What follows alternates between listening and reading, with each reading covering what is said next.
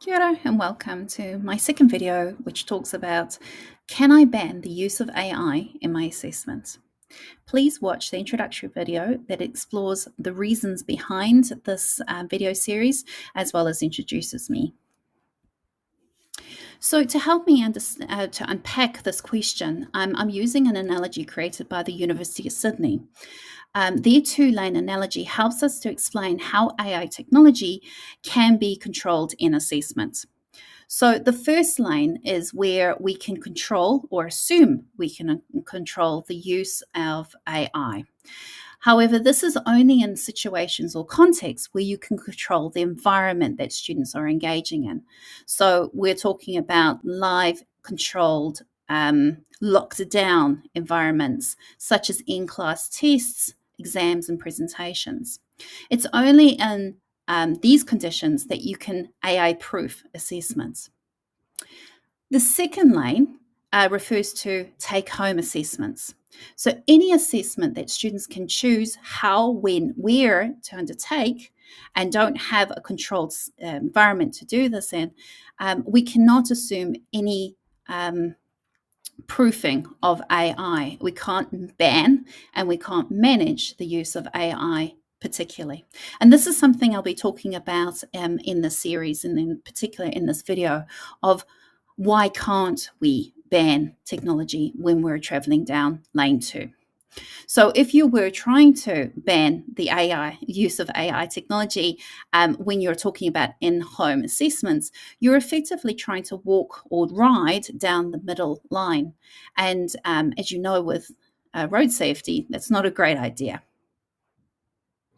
So there are effectively two reasons why we can't ban the use of AI in that second lane.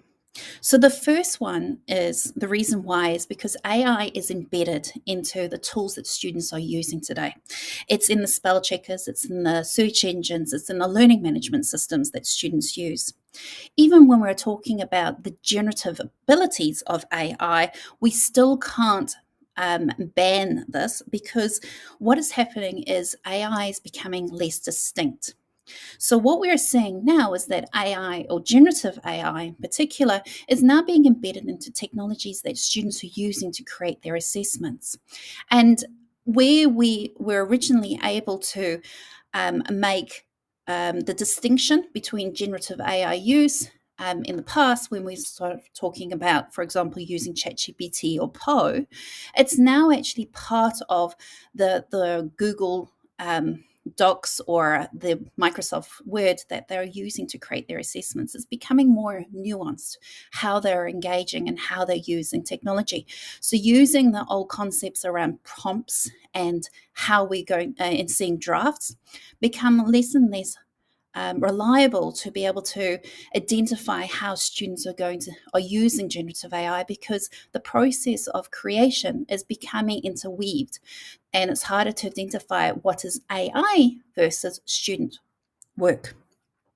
So with this, we need to think about more around not the technologies or the tools that they're using, but really more around the actions. What is the inappropriate use of the tools that we're trying to control rather than the technology itself?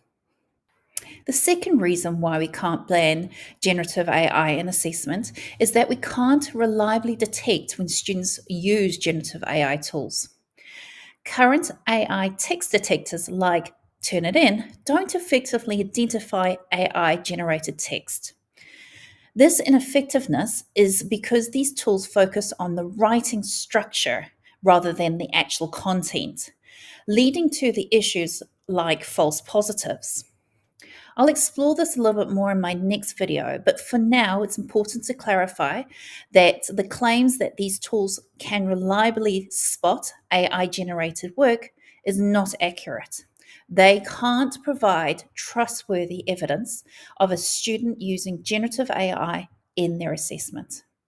So this leads us to the question of if we can't ban AI technologies or use of AI technologies in lane 2, do we just navigate into lane 1 where all our assessments are now in class, in moderated, proctored situations?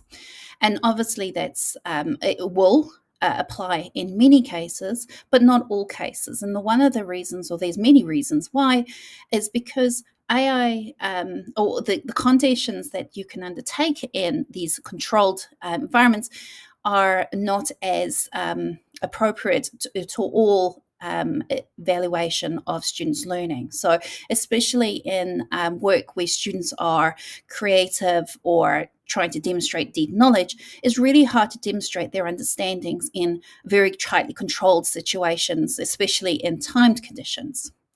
Also, this timing and this controlling process is also very stressful, and there's an equity and a fairness element to this. And so, where not all students are able to demonstrate their understanding in these type of conditions.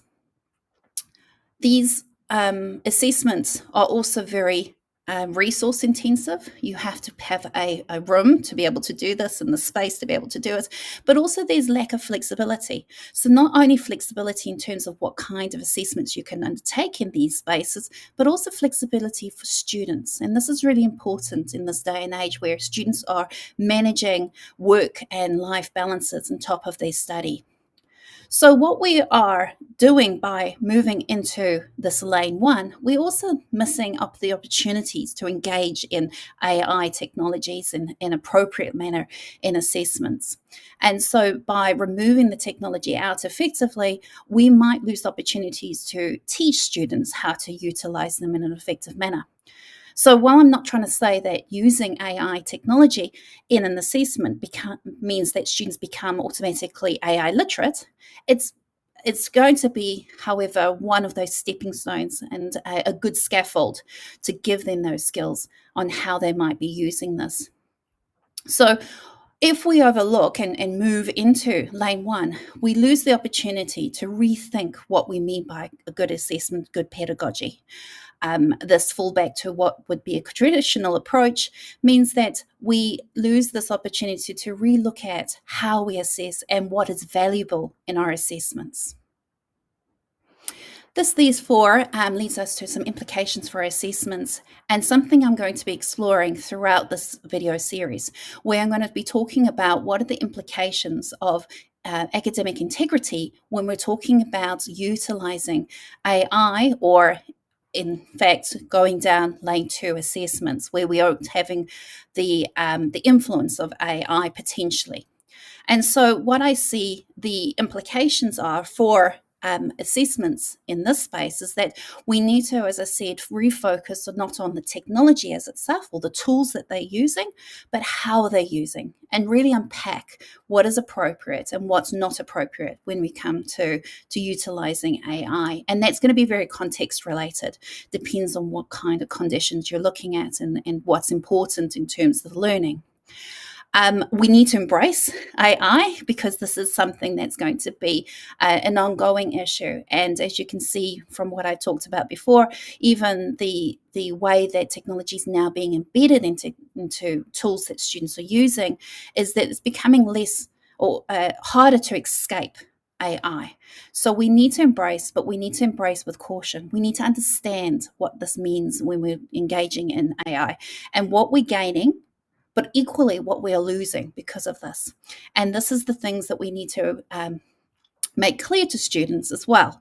So it's not just for us as educators to understand what the use of AI and the implications of it, but what does that actually mean to students, and do they understand that as well?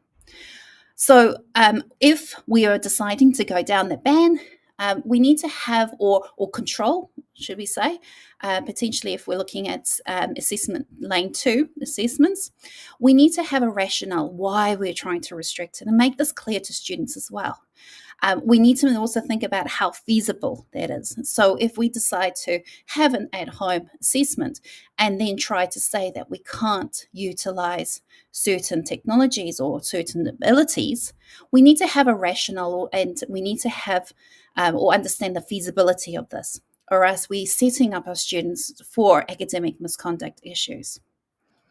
And this is the focus of the series. So I'm going to be talking a lot more about how AI works, as well as the implications this has on assessment. If you have any questions, please feel free to get in contact. Thank you.